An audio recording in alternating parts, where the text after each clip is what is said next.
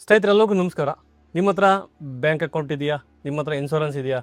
ಹಾಗಾದರೆ mutual fund ಏನಾದರೂ ಇದೆಯಾ? ಹಾಗಾದರೆ ನೀವು ಈ ವಿಡಿಯೋನ ನೋಡಲೇಬೇಕು. ಹೊಸ ನಿಯಮ ಬರ್ತಾ ಇದೆ ದೇಶದಲ್ಲಿ. ಆಧಾರ್ ನಂಬರ್ ಹೆಂಗಿದೆಯೋ, ನಮ್ಮ ಬ್ಯಾಂಕ್ ಅಕೌಂಟ್ ಹೆಂಗಿದೆಯೋ ಅದಕ್ಕೆ ಒಂದು ಕಸ್ಟಮರ್ ಐಡಿ ಅಂತ ಇರುತ್ತೆ.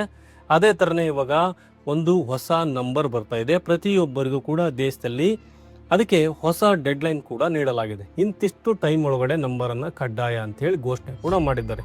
ಹಾಗಾದರೆ ನೀವು ಏನು ಮಾಡಬೇಕು? ಆ ನಂಬರನ್ನು ಪಡೆದುಕೊಳ್ಳೋದಾದರೂ ಹೇಗೆ? ಆ ನಂಬರನ್ನು ನಾವು ಪಡೆದುಕೊಳ್ಳಲು ಏನು ಮಾಡಬೇಕು? ಯಾವುದು ಆ ನಂಬರ್? ಈ ನಂಬರ್ ಇಲ್ಲ ಅಂದರೆ ನಮಗೆ ಏನೆಲ್ಲ ಕಷ್ಟ ಆಗ್ಬೋದು ಎಲ್ಲವನ್ನ ನೋಡ್ತಾ ಹೋಗೋಣ ಈ ವಿಡಿಯೋದಲ್ಲಿ. ಸ್ಕಿಪ್ ಮಾಡದೆ ವಿಡಿಯೋನ ದಯವಿಟ್ಟು ಎಂಡ್ವರೆಗೂ ನೋಡಿ. ನೀವು ನೋಡ್ತಾ ಇದ್ದೀರಾ inside story Kannada YouTube channel. ಸ್ನೇಹಿತರೆ, ನೀವು ಒಂದು ಬ್ಯಾಂಕ್ ಅಕೌಂಟ್ ಓಪನ್ ಮಾಡಬೇಕು ಅಂದರೆ ಅಲ್ಲಿ KYC ಕೇಳ್ತಾರೆ.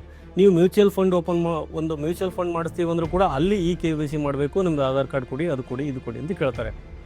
ನೀವು ಮತ್ತೆ ಇನ್ಶೂರೆನ್ಸ್ ಎಲ್ಲಾದರೂ ಮಾಡಿಸ್ತೀವಿ ಅಂದರೆ ಅಲ್ಲಿ ಕೂಡ ಅಗೇನ್ ನಿಮಗೆ KYC ಮಾಡಬೇಕು. ಆಧಾರ್ ಕಾರ್ಡ್ ಕೊಡಿ, ವೋಟಿಂಗ್ ಕಾರ್ಡ್ ಕೊಡಿ ಅಂತ ಕೇಳ್ತಾರೆ. ಆದರೆ ಫೋಟೋ ಎಲ್ಲ ಕೊಟ್ಟು KYC ಮಾಡಬೇಕು. ಭಾರತದಲ್ಲಿ ಸುಮಾರು 260 ಕೋಟಿಗೂ ಅಧಿಕ ಬ್ಯಾಂಕ್ ಅಕೌಂಟ್ಗಳಿವೆ. ಈ ದೇಶದಲ್ಲಿ ಒಟ್ಟು 20 ಕೋಟಿಗೂ ಅಧಿಕ ಡಿಮ್ಯಾಟ್ ಅಕೌಂಟ್ಗಳಿವೆ.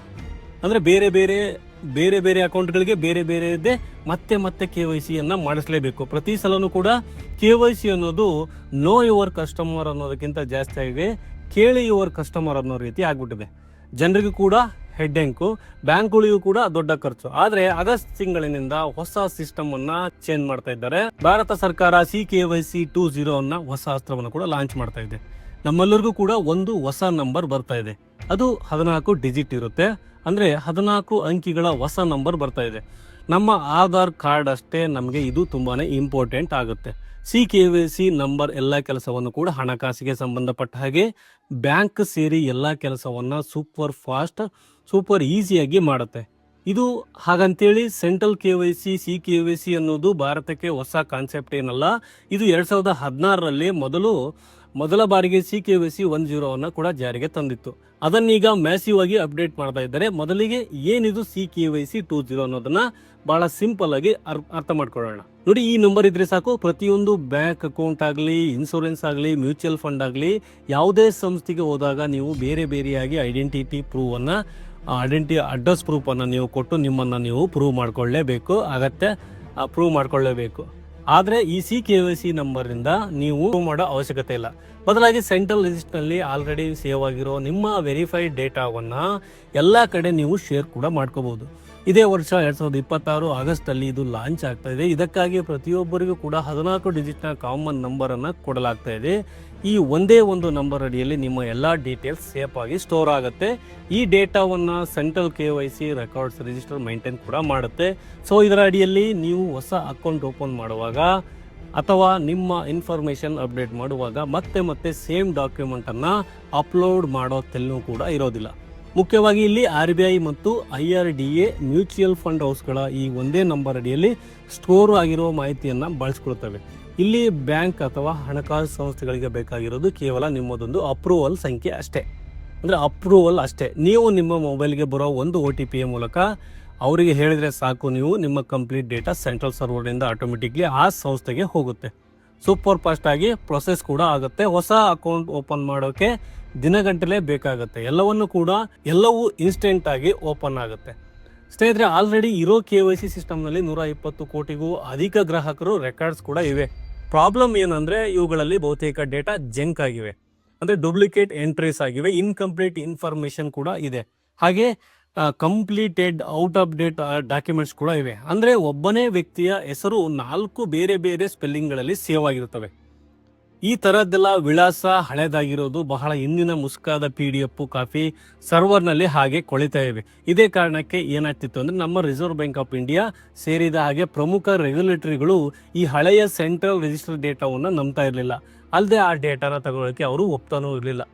ಹಾಗೆ ಇನ್ವೆಸ್ಟರ್ಸ್ ಹೊಸದಾಗಿ ಬೇರೆ ಪ್ರಾಡಕ್ಟನ್ನು ತಗೋಬೇಕಾದ್ರೂ ಕೂಡ ಬ್ಯಾಂಕ್ಗಳು ಹಳೆ ಡೇಟಾ ಬಳಸಿ ಮತ್ತೆ ಅಲ್ಲಿಂದನೇ ಅದೇ ಡಾಕ್ಯುಮೆಂಟ್ಸನ್ನು ಫೈಲ್ ಮಾಡೋ ರೀತಿ ಗ್ರಾಹಕರಿಗೆ ಹೇಳ್ತಾ ಇದ್ವು.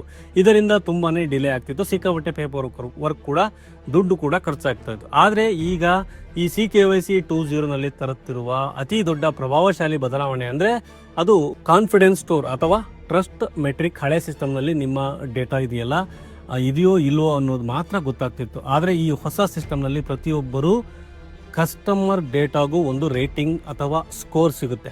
ಉದಾಹರಣೆಗೆ ನೀವು ಬ್ಯಾಂಕಿಗೆ ಖುದ್ದಾಗಿ ಹೋಗಿ ಒರಿಜಿನಲ್ ಡಾಕ್ಯುಮೆಂಟ್ಸನ್ನು ತೋರಿಸಿ ಅಕೌಂಟ್ ಓಪನ್ ಮಾಡಿದರೆ ನಿಮ್ಮ KYC ಸ್ಕೋರ್ ಹೈ ಇರುತ್ತೆ. ಅದೇ ಕೇವಲ ನೀವು ಆನ್ಲೈನ್ ಮೂಲಕ ಏನಾದರೂ ಒಂದು ಡಾಕ್ಯುಮೆಂಟ್ಸನ್ನು ಅಪ್ಲೋಡ್ ಮಾಡಿ ವೆರಿಫೈ ಮಾಡಿದರೆ ಸ್ವಲ್ಪ ಕಮ್ಮಿ ಸ್ಕೋರ್ ಇರುತ್ತೆ. ಈ ಡೇಟಾ ಎಷ್ಟು ಪಕ್ಕಾ ಇದೆ ಅನ್ನೋದರ ಆಧಾರದ ಮೇಲೆ ನಿಮ್ಮ ಸ್ಕೋರ್ ನಿರ್ಧಾರ ಆಗುತ್ತೆ. ಇದರಿಂದ ಏನಾಗುತ್ತೆ ಅಂದರೆ ಈ ಫ್ರಾಡ್ ಡಿಟೆಕ್ಷನ್ ಬಹಳ ಈಸಿಯಾಗಿ ಆಗುತ್ತೆ. ಯಾರೋ ಒಬ್ಬರು ನಿಮ್ಮ ಹೆಸರಲ್ಲಿ ನಕಲಿ ದಾಖಲೆ ಸೃಷ್ಟಿಸಿ ಅಂದರೆ ಸಿಂಥೆಟಿಕ್ ಐಡೆಂಟಿಟಿ ಫ್ರಾಡ್ ಮಾಡಿ ಅಕೌಂಟ್ ಓಪನ್ ಮಾಡೋಕ್ಕೆ ಬಂದರೆ ಸಿಸ್ಟಮ್ ತಕ್ಷಣ ಡೇಟಾವನ್ನು ರಿಜೆಕ್ಟ್ ಮಾಡುತ್ತೆ. ಆ ಹಿಂದಿನಂತೆ ಹಳೆಯ ಅನ್ಸೆಕ್ಯೂರ್ಡ್ PDF ಫೈಲ್ಗಳ ಬದಲು ಹೊಸ ಸಿಸ್ಟಮ್ನಲ್ಲಿ ನಿಮ್ಮ ಡೇಟಾ ಹೈಲಿ ಎನ್ಕ್ರಿಪ್ಟೆಡ್ XML ಅಥವಾ JSON ಫಾರ್ಮೇಟಲ್ಲಿ ಸ್ಟೋರ್ ಆಗಿರುತ್ತೆ. ಅಂದರೆ ಹ್ಯಾಕರ್ಗಳಿಗೆ ಇದನ್ನು ಭೇದಿಸೋದು ಬಹುತೇಕ ಅಸಾಧ್ಯ. ನಾವು ಆಗಲೇ ಹೇಳಿದಾಗೆ ಗ್ಲೋಬಲ್ ಲೆವೆಲಲ್ಲಿ ನೋಡಿದರೆ ಸಿಂಗಾಪುರ್ನ ಸಿಂಗ್ಪಾಸ್ ಸಿಸ್ಟಮ್, ಯುರೋಪ್ನ ಹಲವು ರಾಷ್ಟ್ರಗಳಲ್ಲಿ ಈಗ ಆಲ್ರೆಡಿ ಇಂತಹ high secure digital identity framework ನಡೀತಾನೆ ಇದೆ. ಈ ಸಿಸ್ಟಮ್ನಿಂದಾಗಿ ಅಲ್ಲಿನ ಫೈನಾನ್ಸಿಯಲಿ ಸೆಕ್ಟರ್ನ ವೇಗ ಕೂಡ ಹೆಚ್ಚಾಗ್ತಾ ಇದೆ. ಸೊ ನಮ್ಮ ಭಾರತ ಕಳೆದ 10 ವರ್ಷಗಳಿಂದ ಇಂತಹದ್ದೇ ಒಂದು ಸಿಸ್ಟಮ್ ತರೋಕ್ಕೆ ಪ್ರಯತ್ನ ಪಡ್ತಾನೆ ಇತ್ತು. ಈಗ ಅದು CKYC 2.0 ರೂಪದಲ್ಲಿ ಬರ್ತಾ ಇದೆ. ಇದೆಲ್ಲ ಆಯಿತು, ನಾವು ಈಗಾಗಲೇ 14 ಡಿಜಿಟ್ ನಂಬರ್ ಇರುತ್ತೆ ಅಂತ ಹೇಳಿದ್ವಿ. ಹಾಗಾದರೆ ನಿಮ್ಮ 14 ಡಿಜಿಟ್ ನಂಬರ್ ಪಡೆಯೋದು ಹೇಗೆ? ಈ ನಂಬರ್ ಎಲ್ಲಿ ಸಿಗುತ್ತೆ? ಈ ಪ್ರಶ್ನೆ ಕೂಡ ನಿಮ್ಮಲ್ಲಿ ಮೂಡಬಹುದು. ಸ್ನೇಹಿತರೆ, ಇಲ್ಲಿ ನಿಮ್ಮ 14 ಅಂಕಿಯ ನಂಬರನ್ನು ಪಡೆಯೋಕ್ಕೆ 3 ಸಿಂಪಲ್ ಸ್ಟೆಪ್ಸ್ ಕೂಡ ಇವೆ. ಮೊದಲನೇದಾಗಿ ನಿಮ್ಮ ಬ್ಯಾಂಕ್ ಅಕೌಂಟ್ ಎಲ್ಲಿ ಮಾಡಿಸಿದ್ದೀರಾ ನಿಮ್ಮ ಬ್ಯಾಂಕಿಗೆ ಬ್ರಾಂಚಿಗೆ ಹೋಗಿ ನೀವು ಕಸ್ಟಮರ್ ಕೇರ್ಗೆ ಕಾಲ್ ಮಾಡಿ ಕೂಡ ನೀವು ನಿಮ್ಮ ನಂಬರನ್ನು ಈ CKYC ನಂಬರನ್ನು ಪಡ್ಕೋಬೋದು. ಇನ್ನು ಮುಂದೆ ರಿಜಿಸ್ಟರ್ ಮೊಬೈಲ್ ನಂಬರಿಂದ ನೋಡಿ, ನಿಮ್ಮ ಆಧಾರ್ ಕಾರ್ಡಿಗೆ ಏನು ಕೊಟ್ಟಿರ್ತೀರ ಆ ನಂಬರಿಂದ 7799022129 ಅದು ನಿಮಗೆ SMS ಮುಖಾಂತರ ನಂಬರ್ಸನ್ನು ನೀವು ಪಡ್ಕೋಬೋದು.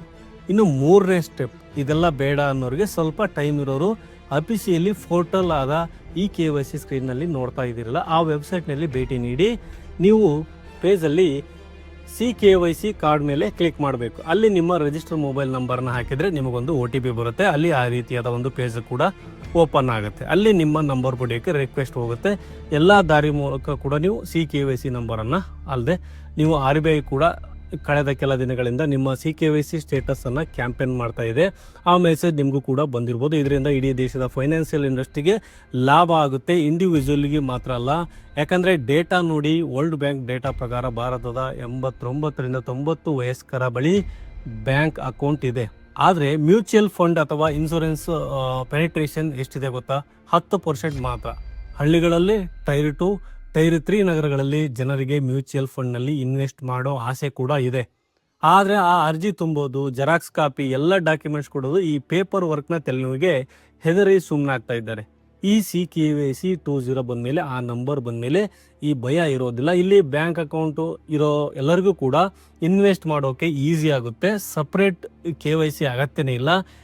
ಈಗ ಬ್ಯಾಂಕ್ ಅಕೌಂಟು ಇದ್ರೂ ಕೂಡ ಯಾರು ಇನ್ವೆಸ್ಟನ್ನು ಮಾಡ್ತಾ ಇಲ್ಲ. ಅವರು ಸುಮಾರು 5-6% ಹೊಸದಾಗಿ ಬಂದರೂ ಕೂಡ ಇಡೀ ಇಂಡಸ್ಟ್ರಿ ಹ್ಯೂಜ್ ಗ್ರೋತನ್ನು ಕಾಣುತ್ತೆ. ಸಂಸ್ಥೆಗಳಿಗೆ ಡೇಟಾ ಎಂಟ್ರಿ ಮಾಡೋ ಮ್ಯಾನ್ಯುವಲ್ ಕೆಲಸ ಕೂಡ ತಪ್ಪುತ್ತೆ. ಹಾಗೆ ಆಪರೇಷನಲ್ ಕಾಸ್ಟ್ ಕೂಡ ಕಮ್ಮಿ ಆಗುತ್ತೆ. ಆಪರೇಷನನ್ನು ವೇಗವಾಗಿ ಹೆಚ್ಚಾಗುವಂತೆ ಮಾಡುತ್ತೆ. ಜೊತೆಗೆ ಇದರಲ್ಲಿರೋ ಅತಿ ದೊಡ್ಡ ಪ್ಲಸ್ ಪಾಯಿಂಟ್ ಅಂದರೆ ಅದು ಫ್ರಾಡ್ ಡಿಟೆಕ್ಷನ್. ಹಳೆ ಸಿಸ್ಟಮ್ನಲ್ಲಿ ಸ್ಕ್ಯಾನ್ ಮಾಡಿದ PDF ಫೈಲ್ಗಳಿದ್ವು, ಅದನ್ನು ಯಾರು ಬೇಕಾದರೂ ಈಸಿಯಾಗಿ ಫೋರ್ಜರಿ ಫೇಕ್ ಮಾಡ್ಬೋದಾಗಿತ್ತು. ಆದರೆ ಈ ಹೊಸ ಸಿಸ್ಟಮ್ನಲ್ಲಿ ಕಂಪ್ಲೀಟ್ ಆ್ಯಕ್ಟಿವ್, ಹೈ ಸೆಕ್ಯೂರ್ ಕೂಡ ಆಗಿರುತ್ತೆ. ಡೆಡ್ ಫೈಲ್ಸ್ ಇರೋದಿಲ್ಲ. ಇದರಲ್ಲಿರೋ ಅಡ್ವಾನ್ಸ್ ಅಲ್ಗೊರಿದಮ್ಗಳು AI ಟೆಕ್ನಾಲಜಿ ಮತ್ತು ಫೇಸಿಯಲಿ ರೆಕಗ್ನೈಸ್ ತಕ್ಷಣ ಸ್ಕ್ಯಾನ್ ಮಾಡಿ ಫ್ರಾಡ್ ಅಂತ ರಿಜೆಕ್ಟ್ ಮಾಡುತ್ತೆ. ಸೊ ಎಲ್ಲ ಕಡೆಯಿಂದಲೂ ಕೂಡ ಈ ಅಪ್ಡೇಟ್ನಿಂದ ಲಾಭ ಇದೆ. ಇದಿಷ್ಟು CKYC ಬಗ್ಗೆ ಒಂದಿಷ್ಟು ಮಾಹಿತಿ. ನಿಮಗೆ ಇಷ್ಟ ಆಗಿದೆ ಅಂದ್ಕೊಂಡಿದ್ದೀನಿ. ಇಷ್ಟ ಆದರೆ ದಯವಿಟ್ಟು ಲೈಕ್ ಮಾಡಿ. ಹಾಗೆ ನಿಮ್ಮ ಅನಿಸಿಕೆಯನ್ನು ದಯವಿಟ್ಟು ಕಾಮೆಂಟ್ ಬಾಕ್ಸಲ್ಲಿ ಕಮೆಂಟ್ ಮಾಡಿ ತಿಳಿಸಿ. ಮುಂದಿನ ವಿಡಿಯೋದಲ್ಲಿ ಮತ್ತೆ ಸಿಗ್ತೀನಿ. ಅಲ್ಲಿವರೆಗೂ ಜೈ ಹಿಂದ್, ಜೈ ಕರ್ನಾಟಕ, ವಂದೇ ಮಾತರಂ.